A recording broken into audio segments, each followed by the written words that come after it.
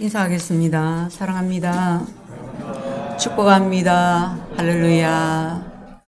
오늘도 말씀이 우리에게 들려지게 해주셔서 우리로 복음을 깊이 깨닫고 또 복음 진리에 바로 서서 복음의 참 자유를 누리며 살게 하시기를 기원드립니다. 한 탈북민이 사망한 지 1년이 지났어야 임대료 또 공과금 미납으로 강제 철거반에 의해서 발견이 된 안타까운 기사가 있었습니다. 최근 10년 동안 해마다 약 2,500명의 탈북자가 한국 사회로 들어왔습니다. 그 중에 성공적인 정착자도 있었지만은 대부분은 한국에 정착해서 사는 것이 쉽지 않다고 합니다. 왜 저들은 태어나서 자란 고향을 모든 것을 뒤로하고 목숨의 위협을 받기까지 하면서 떠나야 했을까요? 저마다 이유나 사정이 같지는 않지만은 그 중에 가장 큰 이유는 자유일 것입니다. 경제, 사상, 종교, 출신 이런 모든 억압과 제재로부터 자유를 위해서 지금까지 수많은 사람들이 희생하고 목숨을 버렸습니다. 지금 우리는 독립된 대한민국 국민으로 자유를 누리고 살고 있지만 일제시대 때는 그렇지를 못했지요. 식민 통치에서 자유를 되찾기 위해서 그리고 지금까지 우리가 누리고 있는 이 자유를 지켜내기 위해서 우리의 선조들이 또 많은 젊은이들이 얼마나 많은 피를 흘리며 투쟁을 했는지 모릅니다. 동서양이든 어떤 시대든 어떤 연대든 우리는 자유에 대한 공감대를 가지고 있습니다. 갈라디아서는 기독교 자유의 대헌장이라고 부릅니다. 그리스도인의 자유가 갈라디아서의 주제고 중심 구절은 5장 1절 그리스도께서 우리를 자유롭게 하려고 자유를 주셨으니 그러므로 굳건하게 서서 다시는 종의 멍에를 매지 말라 하신 말씀입니다. 자유란 무엇입니까? 자유는 죄의 형벌로부터 해방되는 것을 말합니다. 일반적으로 자유라고 하면 어떤 일의 속박으로부터 해방되는 것을 자유라고 합니다. 그러나 성경에서 말하는 그리스도께서 우리에게 주신 자유, 성경이 말하는 자유는 죄와 사망의 법에서 해방이 되는 것을 의미합니다. 우리가 예수님을 구주로 믿음으로 죄에서 해방이 됩니다. 죄는 엄청난 능력이 있습니다. 이 세상에서 우리를 가장 강력하게 속박하는 것이 바로 죄입니다. 어떤 사람은 보면 불의의 사고에 대한 큰 두려움을 가지고 있습니다. 두려움이 너무나 커서 비행기 타는 것을 꺼립니다. 집 밖에 나가는 것도 매사 조심을 합니다. 지난 주간에 대한항공 비행기가 필리핀 세부 공항에 착륙을 하면서 사고가 좀 있었죠. 그죠? 비행기 사고의 70~80%가 비행기 이착륙할 때랍니다. 하늘에서 떨어져서 사고 나는 경우보다 뜨고 내릴 때 가장 많은 사고가 있답니다. 구조된 탑승객이 그런 인터뷰를 합니다. 그 가운데에서 정말 이렇게 죽는구나. 평정심을 가지는 사람이 없더라는 거예요. 스튜어디스들이 승객들을 안정시킬 때도 굉장히 긴박한 그런 목소리로 막 완전 아비규환이 따로 없더라. 너무 무섭고 두려웠다고 했습니다. 그럼 보통 우리 일반인들은 비행기 떨어지면 어떡하지? 그렇게 말을 할 수는 있지만 그래도 큰 두려움 없이 생활을 합니다. 비행기도 탑니다. 배도 탑니다. 근데 유독 사고에 대한 두려움이 큰 사람들이 있습니다. 북한의 김일성은 생전에 비행기를 한 번도 타지 않았습니다. 비행기 사고에 대한 두려움 때문에 늘 기차를 탔어요. 어떤 청년이 그래요. 목사님, 제가 버스를 타고 이제 저녁에 집에 가는데, 늦은 시간에 집에 가는데 갑자기 그냥 이 버스가 사고가 나면 어떡하지? 갑자기 그런 불안과 공포가 확 몰려오더라는 거예요. 너무 무섭더라는 거예요. 사고에 대한 두려움이 있습니다. 또 어떤 사람은 질병에 대한 두려움이 있습니다. 갑자기 내 심장이 뛰는 게 좀 이상한 것 같은 거예요. 계속 거기에 몰두합니다. 내 머리가 계속해서 두통이 있는데 이게 좀 예사롭지가 않은 것 같은 거예요. 저는 어릴 때 우리 국민체조 학교에서 체조하잖아요. 그러면 이제 무릎을 구부리고 앉았다 일어났다 하는데 무릎에 소리가 나는 거예요. 지금도 납니다. 어릴 때부터 납니다. 이게 뭔가 문제가 있다. 이제 부모님에게 걱정하시니까 말은 못하고 거기다가 목에 뭔가 잡혀요. 임파선에. 그게 더 이상 번지지 않으면 괜찮은 거랍니다. 근데 여기 뭐가 잡혀요. 이상하지 않습니까? 저희 큰언니 집에 막 책이 많아요. 제가 그 집에 있는 책을 다 읽었는데 가정에서 볼 수 있는 의학 상식 백과사전이 이만한 게 있어요. 다 읽었어요. 몇 번을 읽었는가 몰라요. 계속 공부를 했으면 의사가 될 수도 있었는데. 그래서 거기에 대한 모든 것을 다 읽어보고 불안이 안 가시잖아요. 그런 질병에 대한 두려움. 어릴 때 죽음에 대한 두려움이 있었기 때문에 그것들이 계속해서 이어져 가는 거죠. 우리는 질병에 대한 두려움이 있습니다. 그러나 가장 공통적으로 갖게 되는 두려움은 죄에 대한 두려움입니다. 누가 뭘 안 해도 죄에 대한 두려움이 안에 있어요. 내가 뭔가 잘못했는데 그 벌을 안 받았어. 언제 들킬지를 몰라. 또 내가 마음에 숨겨져 있는 죄가 있어요. 거기에 대한 불안이, 두려움이 늘 있는 거예요. 이것이 죄의 능력입니다. 죄에는 형벌이 있습니다. 그래서 죄는 속박하는 힘, 구속력이 있습니다. 내가 아무도 모르게 죄를 지었다고 생각을 했지만 그 죄가 평생 내 안에서 떠나지를 않습니다. 아무도 모르지만 나는 알잖아요. 죄책감, 수치심, 두려움, 불안함이 있는 것입니다. 이것이 바로 죄의 능력입니다. 그런데 예수님을 구주로 믿고 영접하는 순간 우리가 그 모든 죄의 능력에서 해방이 됩니다.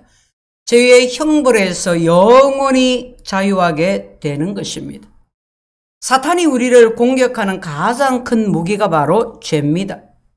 죄를 지으면 누구나 다 형벌을 받아야 합니다. 그런데 예수님을 믿는 그 순간 과거에 지은 죄와 미래에 지을 죄까지 모든 죄의 형벌로부터 완전히 자유하게 된다고 예수님의 십자가가 선포하니 여러분 세상에 이보다 더 놀라운 일이 어디에 있습니까? 너희 죄가 다 사해졌다. 이제 너희는 모든 죄의 형벌에서 자유했다.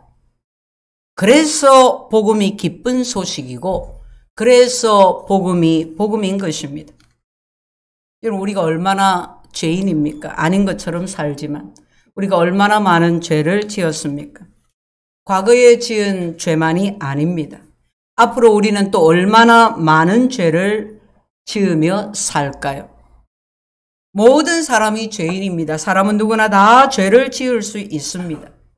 그런데 본문은 예수께서 우리가 과거에 지은 죄뿐만이 아니라 현재 짓는 죄, 앞으로 지을 죄의 그 무서운 형벌로부터 우리를 자유하게 하셨다고 선포하고 있습니다. 할렐루야. 죄의 능력으로부터 죄의 형벌로부터 해방되는 것, 이것이 바로 복음입니다. 이것이 바로 예수님이 우리에게 주신 자유입니다. 복음은 우리를 자유하게 하는 복음임을 아시기를 축복합니다. 자유는 죄의 형벌로부터 해방되는 것이요, 또 자유는 죄의 영향력으로부터 해방되는 것입니다. 성경은 우리가 형벌로부터 자유를 얻을 뿐만이 아니라 이 땅에서 살아가는 동안 죄의 영향에서도 자유하게 되었나라고 선포합니다. 예수님을 믿기 전에 우리가 죄의 종이었습니다. 욕망의 노예였습니다. 죄책감의 포로였습니다. 우리 안에 어떤 욕망이 생길 때 그것을 제어할 능력이 우리 안에 없었습니다. 예수님을 믿기 전에 우리에게 욕심이 생기면 그 욕심과 싸워서 이길 수 있는 능력이 우리 안에 전혀 없었습니다. 아, 내가 이러면 안 되는데 이렇게 살아야지 노력도 해보고 이를 악물어도 보지만은 그런데도 내 능력으로 되지 않습니다. 과거에 지은 죄가 우리를 떠나지 않습니다. 내가 눈을 감아도 내게서 떠나지 않습니다. 늘 죄책감이 있습니다. 평안이 없습니다. 마음 한쪽에 숨은 죄가 우리의 온 마음을 주장하는 것입니다. 죄의 무서운 구속력입니다. 그런 우리가 예수님을 믿게 되었습니다. 하나님이 계시해 주셔서 예수님이 우리를 죄에서 해방시켜 주신 구주이신 것을 믿게 되었습니다. 예수께서 우리의 모든 죄의 형벌을, 죄의 능력을 우리에게서 거두어 주신 것입니다. 그러므로 우리가 믿음으로 죄에서 해방이 되었습니다. 저는 예수님이 내게서 죄의 모든 능력을 거두어 가신 날을 지금도 생생히 기억합니다. 죄의 구속력이 사라지고 하늘의 평안이 내게 임한 그날을, 걸음이 가벼워지고 입술에 찬양이 끊이지 않았던 그날, 그 날들을 기억합니다. 그러나 문제가 있습니다. 예수님을 믿는 순간 죄의 형벌에서 해방이 되고 예수님이 우리를 모든 죄의 영향력으로부터 해방시켜 주시마 약속하시지만 우리가 이 죄의 영향력에서 벗어나지 못하고, 즉 자유를 누리지 못하고 산다는 것입니다. 영원한 죄의 형벌로부터 해방은 되었는데 여전히 죄의 영향력 아래서 벗어나지 못하니 자유가 무엇인지를, 진정한 자유가 무엇인지를 모르고 살아가고 있는 것입니다. 과거에 미국에 노예 제도가 있었습니다. 어느 날 백인들이 아프리카에 갔습니다. 가보니까 자기와 피부 색깔이 다른 사람들이 살고 있었습니다. 여러분, 아프리카는 문명이 발달하지는 않았지만 그들 나름의 문화가 발달되어 있었습니다. 그러나 문명이 발달한 백인들이 총을 가지고 아프리카로 들어갑니다. 전쟁을 일으켰습니다. 흑인들을 잡아와서 노예로 삼았습니다. 노예 시장에 내다 놓고 팝니다. 자, 여기 이빨을 보십시오. 얼마나 튼튼한가. 자, 여기 근육을 보십시오. 사가지고 가면 당신 집에서 얼마나 당신에게 노동력을 제공해서 돈을 벌어다 주겠는가. 사람들이 모입니다. 동물 구경하듯이 봅니다. $50요, $30요. 흥정을 합니다. 그렇게 사고 팝니다. 흑인들이 그렇게 팔려가서 평생 종노릇하며 삽니다. 긴 세월이 지났습니다. 한 사람이 노예제도의 반기를 들었습니다. 많은 사람들이 노예제도가 부당하다는 생각은 할지라도 말할 수 없었던 그때에 아브라함 링컨 대통령이 노예제도를 없애야 한다고 선포했습니다. 이에 남부 지역이 반대합니다. 그래서 남과 북에 전쟁이 일어났습니다. 수많은 사람들이 이 전쟁에서 죽어갔습니다. 결국에 북부가 전쟁에서 이기고 노예제도가 폐지가 되었습니다. 그러나 링컨 대통령은 노예 해방이 공적으로 선포되기 2주일 전에 노예제도를 고집하던 한 사람에게 암살을 당했습니다. 노예제도 폐지를 위해서, 노예 해방을 위해서 얼마나 큰 대가가 지불이 되었습니까? 얼마나 많은 사람들이, 청년들이 죽었습니까? 대통령도 죽었습니다. 무엇을 위해서요? 노예 해방을 위해서 말입니다. 그런데 노예 해방이 선포된 지 40년이 지난 뒤에 한 기자가 엘라바마 주를 지나가다가 여전히 노예처럼 살고 있는 흑인들을 보았습니다. 그래서 물었습니다. 여러분, 링컨 대통령이 누군지 아십니까? 아니요, 처음 듣는데요. 다시 물었습니다. 그러면 노예 해방이 무엇인지 아십니까? 아니요, 우리는 그런 거 모릅니다. 노예 해방이 법적으로 선포된 지 40년이 지났는데도 여전히 노예 생활을 하고 있는 사람들이 있었습니다. 사실 미국 역사에서 보면 100년 동안 노예제가 폐지되었는데도 불구하고 그대로 존속되고 있었습니다. 사람들이 이유를 말합니다. 첫 번째는 노예제에 대한 인식이 제대로 되지 않았다. 국민들도 그렇고 노예 자신들조차도. 그러니 폐지가 되고 해방이 되고 이게 인식이 없는 거예요. 두 번째는 노예들이 갖는 두려움 때문이었다. 주인 밑에 있으면 주인이 알아서 먹여주고 재워주고 그 주인 밑에서 노예로 그냥 익숙하게 살았는데 이제 주인을 떠나서 내가 어디에 가서 내 식솔들을 거느리고 어떻게 살아갈지가 막막한 겁니다. 세 번째는 노예를 계속 부린 주인의 책략 때문이었습니다. 노예를 자유롭게 보내줘야 하는데 쓰려면 이제 품삯을 주고 제대로 일꾼으로 써야 하는데 온갖 방법을 동원해서 그들이 여전히 자기 종으로 부리고 있었습니다. 자그마치 100년 동안. 기가 찰 노릇이지요. 그런데 더 기가 찬 것은 이런 일들이 교회 안에도 계속되고 있다는 것입니다. 예수님이 우리를 죄의 노예로부터 사탄의 속박으로부터 해방시켜 주시려고 우리를 자유하게 자유인이 되게 하시려고 자기 목숨을 내어주셨습니다. 그런데 그 예수님의 목숨값으로 내가 구원받았다고 고백하고 신앙생활을 하면서도 여전히 노예처럼 사는 사람들이 있는 것입니다. 너무 많이 있는 것입니다. 본문 1절 2절에 사도 바울이 나의 다름질이 헛되지 않게 하려 한다고 고백합니다. 바울의 다름질한 것이 무엇입니까? 바울이 14년 만에 예루살렘으로 갔습니다. 오직 한 가지, 복음을 바로 설명하기 위해서. 복음은 간단합니다. 예수를 그리스도로 믿는 자에게 죄와 사망으로부터 완전한 자유가 주어진다는 것입니다. 오직 하나님의 은혜로 구원받는다는 것입니다. 율법으로 행위로 구원받는 것이 아니라 오직 은혜로 오직 믿음으로 구원받는 것이 바로 복음입니다.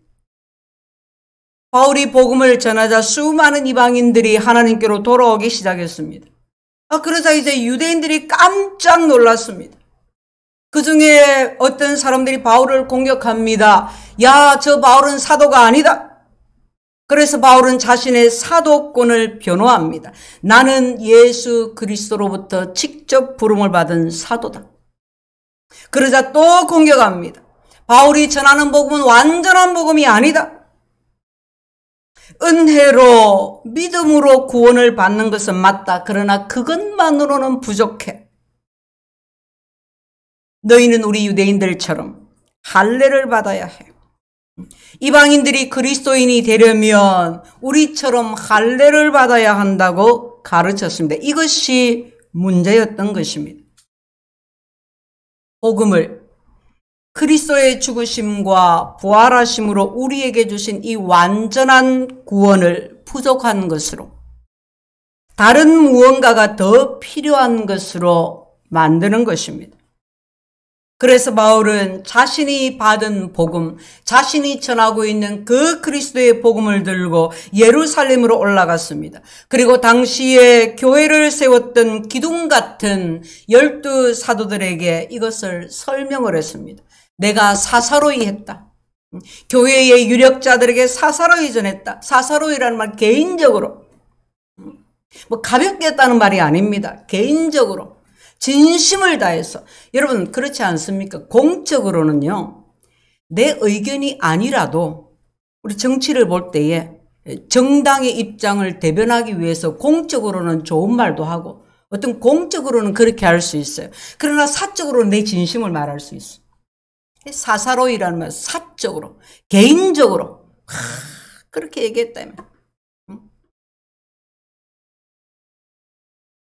내 전한 복음이, 내가 받은 복음이 이 복음 외에는 저주를 받을지어다라고 한 그 확신을 가진 복음, 이 복음을 따라 다름질하는 자신의 다름질이 헛되지 않도록 교회의 유력자들에게 사사로이 복음을 설명했습니다. 바울이 그동안 이방인들에게 복음을 전했는데 이 복음이 아니다, 잘못되었다 하면 바울의 삶이, 다름질이 그냥 헛된 거잖아요. 바울의 설명의 예루살렘 공회는 바울이 전파한 복음은 우리가 전파한 복음과 똑같아. 베드로가 받고 요한이 받고 우리가 받은 복음과 똑같다. 하나님이 역사하셨다.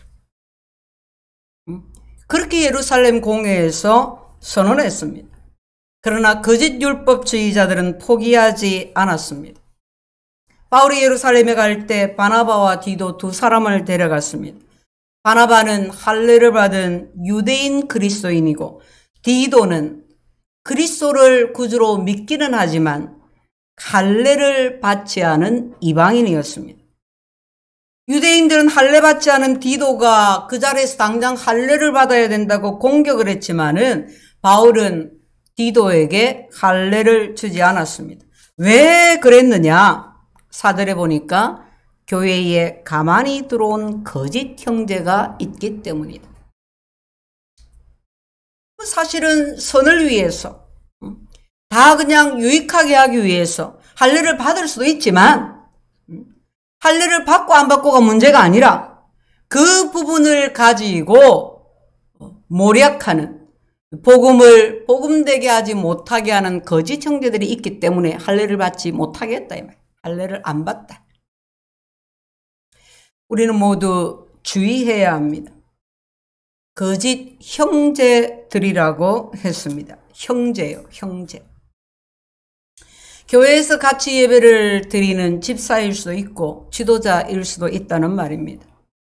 모든 사람에게 존경을 받는 형제일 수도 있다는 말입니다.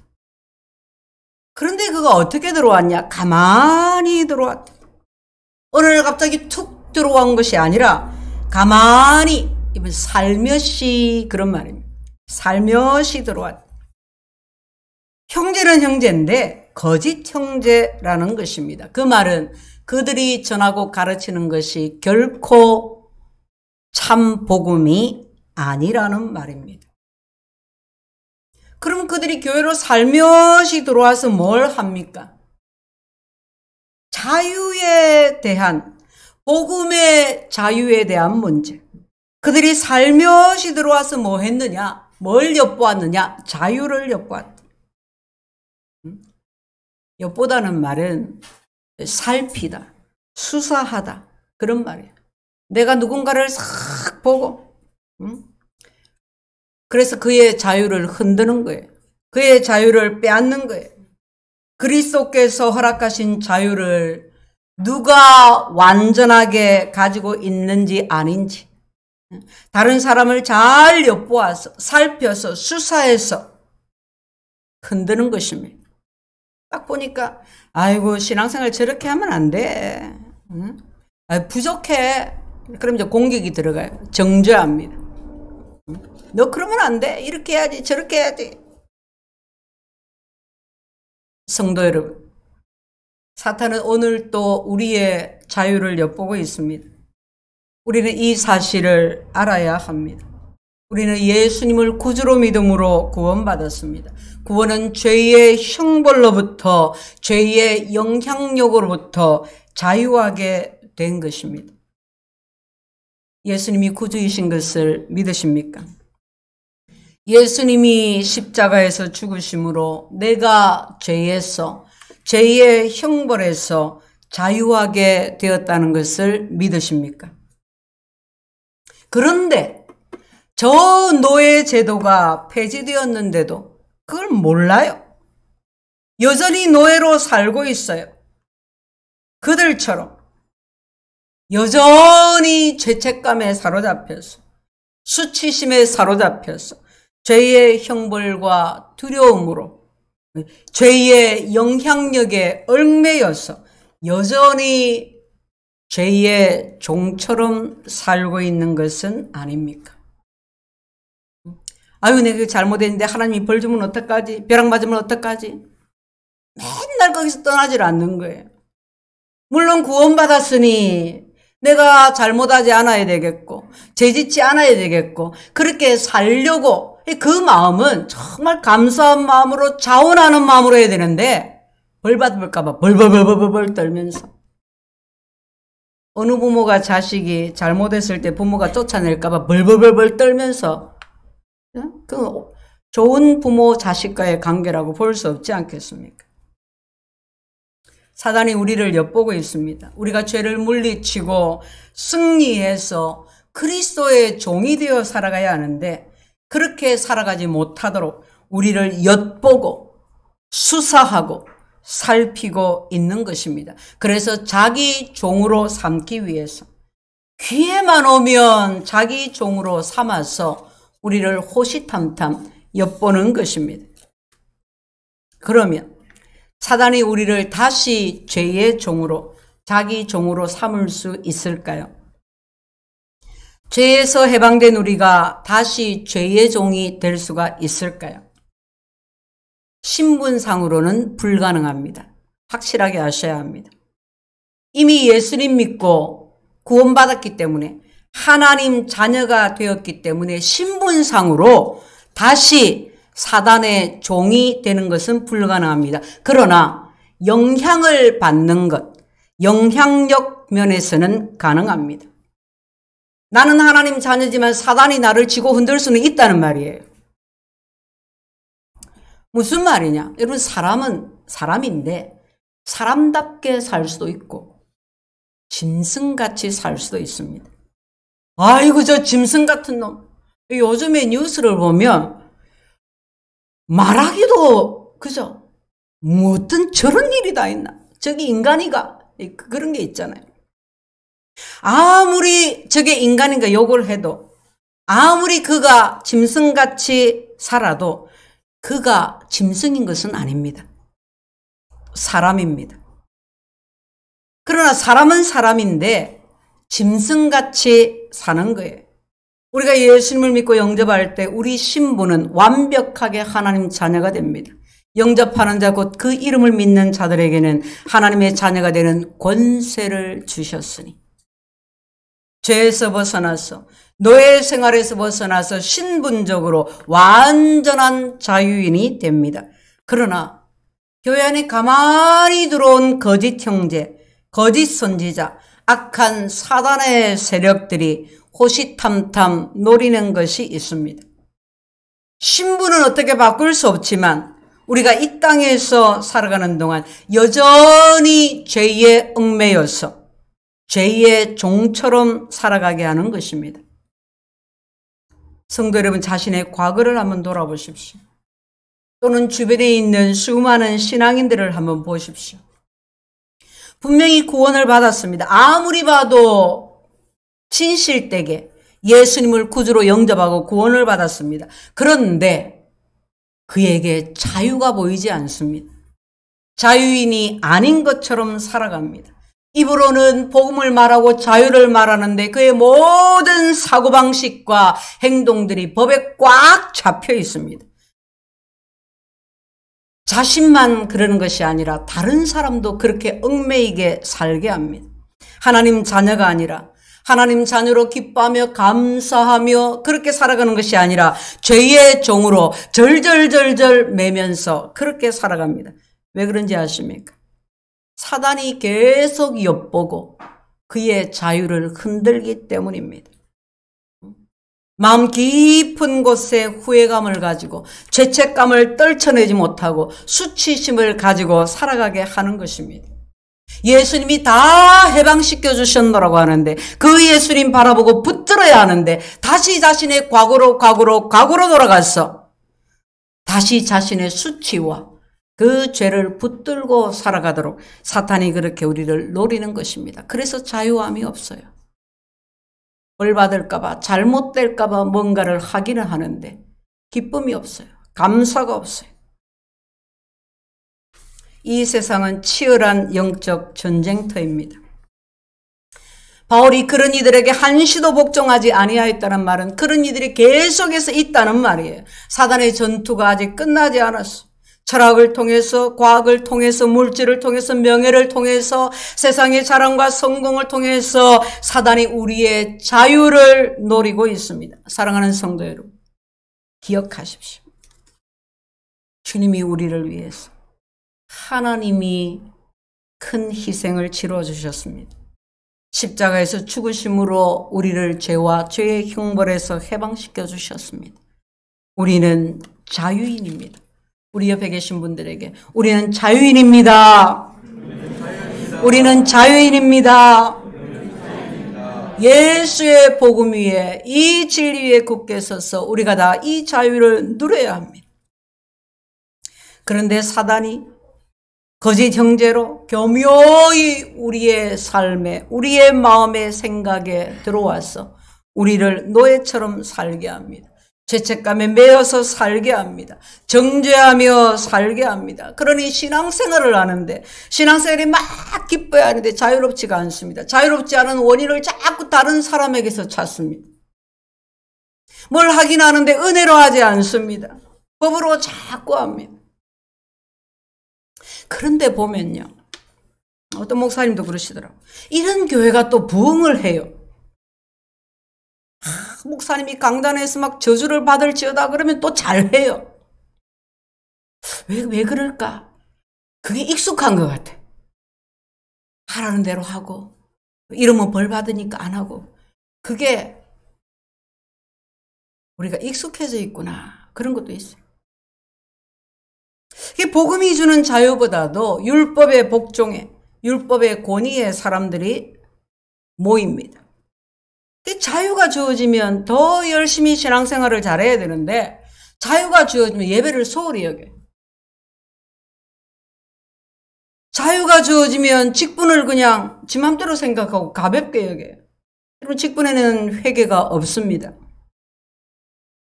자유가 주어지면 더 잘해야 되는데 물질생활, 헌금생활 제대로 안 합니다. 지 맘대로 삽니다. 복음의 자유로 더 잘 해야 하는데 말입니다. 그런데 하나님이 그렇게 하면 저주하십니다. 치십니다. 하나님이 나에게 그렇게 명령했습니다. 이러면 또 잘 들어요. 쩔쩔매요. 막 열심을 내요. 하나님의 방법이 아닙니다. 하나님의 뜻이 아닙니다. 우리의 자유를 엿보는 이들이 많습니다. 그래서 우리가 깨어 있어야 합니다. 나는 얼마나 자발적으로, 자원함으로 신앙생활을 하고 있는가 하고 자신을 살펴볼 수 있어야 합니다. 죄의 모든 영향력으로부터 자유하시기를, 승리하시기를 축복합니다. 자, 그러면 우리가 어떻게 이 복음 진리 안에 거할 수가 있겠습니까? 바울은 서신서를 통해서 갈라디아서, 골로새서, 로마서를 통해서 잘 설명을 했습니다. 특히 로마서 6장에서 자유하게 하는 이 복음 진리에 거하는, 이 복음으로 자유하게 잘 살아갈 수 있으려면 하고 딱 세 가지를 아주 명쾌하게 가르치고 있습니다. 로마서 6장 3절에서는 너희가 알아라 그랬어요. 알아라. 뭘 알아라? 너희가 그리스도와 함께 침례를 받은 것을 알아라 그랬어요.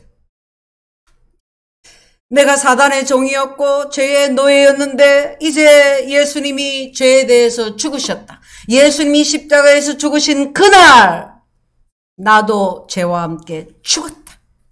내 옛사람이 죽었다. 예수님이 죽으시고 죄의 권세에서 부활하신 그날 나도 부활했다.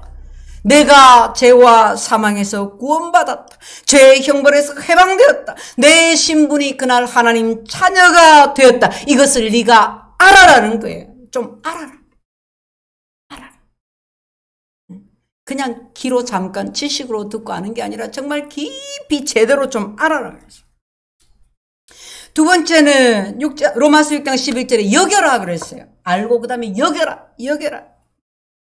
여겨라는 말은 회계 장부에서 기록하고 계산하고 회계하고 이런 뜻입니다. 원어의 뜻이. 그래서 쉽게 말하면 사실로 그대로 받아들여라. 장부에 기록을 내놓듯이 네 머리에 네 마음에 그렇게 완전히 새겨서 기억을 해라 이 말. 과거에 나는 죄의 종이었는데 이제 내가 죄의 권능에 대해서 완전히 죽었다. 나는 죽었다. 사단으로부터 나는 완전한 자유를 얻었다. 주님이 나를 자유하게 하셨다. 주님이 내 신분을 바꾸어 주셨다. 그래, 내가 잘못해서 넘어졌어. 그런데 나는 하나님 자녀야. 하나님, 나 다시 똑같은 죄 안 짓게 용서해 주세요. 예수 그리스도는 나를 모든 죄의 형벌 구속으로부터 자유하게 하심을 감사합니다. 그리고 또 여겨서 복음 안에서 살아가는 것입니다. 그리고 세 번째는 로마서 6장 13절에 너희가 드려라. 알고 여기고 드려라. 우리는 우리 몸을 사단에게 내어줄 수도 있고 하나님께 내어드릴 수도 있습니다. 우리는 하나님 우리에게 주신 선한 마음들을 따라서 그리스도의 종으로 살아갈 수도 있고 우리는 순간의 유혹을 좇아서 세상의 가치와 자랑을 좇아서 사단에 노예되어서 물질에 노예되어서 살아갈 수가 있습니다. 그것은 우리의 결단에 달려 있습니다.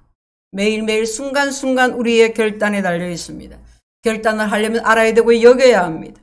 그리고 들어야 합니다. 알고 여길 뿐만이 아니라 드리는 삶으로 나아가야 하는 것입니다. 사랑하는 성도 여러분, 예수님이 우리를 해방시켜 주셨습니다.